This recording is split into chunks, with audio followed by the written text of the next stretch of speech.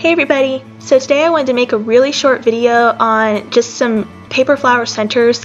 I've added a lot of new ones to my shop this past week, so I just wanted to make sure there was a fresh video out there on it. I've shared my Pom Pom Center before. I have now added an SVG cut file version for that, for those of you who don't want to hand cut using the fringe scissors like I've showed you on my other videos before, and I will link those videos below if you prefer to hand cut them and don't own a cutting machine.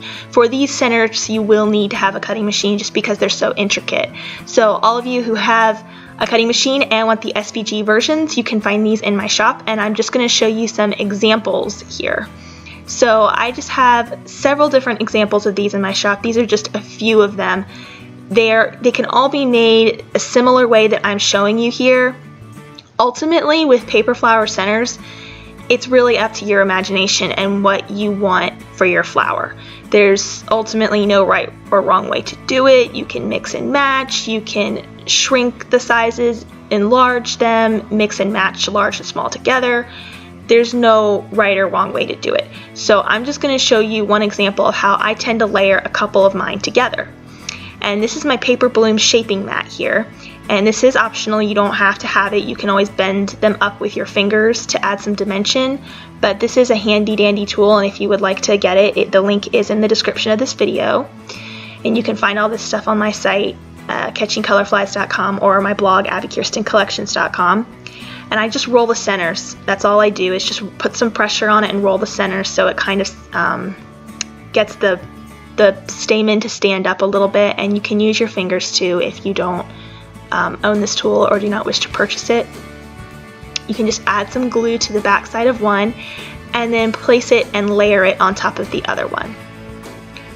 This is generally how I do mine. It's just a couple of layers and it finishes off a flower nicely.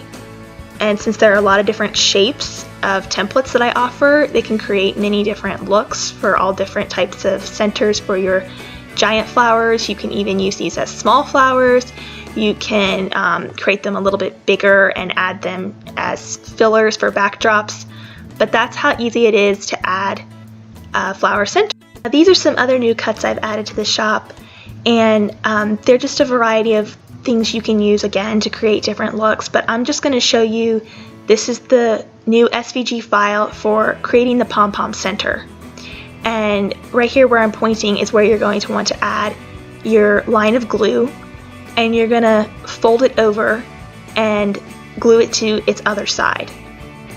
And you can do all this with fringe scissors and hand cutting, but like I said, this is a new SVG in the shop, so I just wanted to show that with the actual SVG that I cut out on my machine.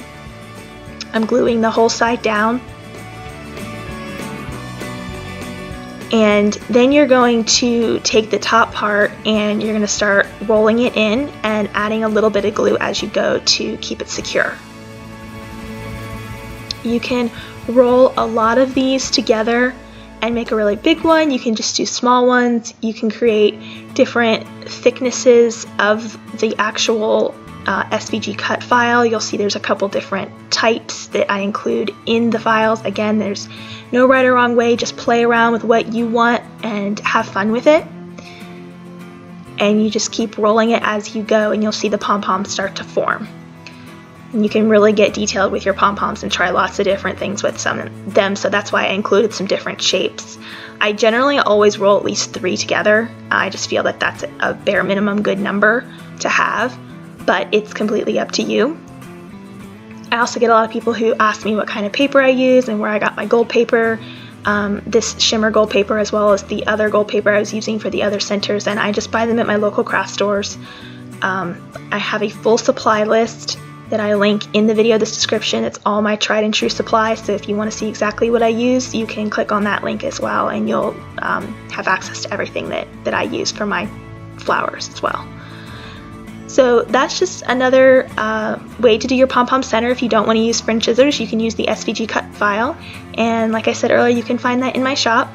And there's just lots of different ways you can play around with these. So experiment, have fun with all the different designs I include in these downloads, and just play around and make something special and unique that you love. And I also like to mention that I have linked how to do a swirl Pom Pom Center version of this below as well, where you can use this SVG cut file. So if you want to do a swirl Pom Pom Center, which is a variation, you can find that and use this file. The video link is in the description for that. So thanks so much for watching.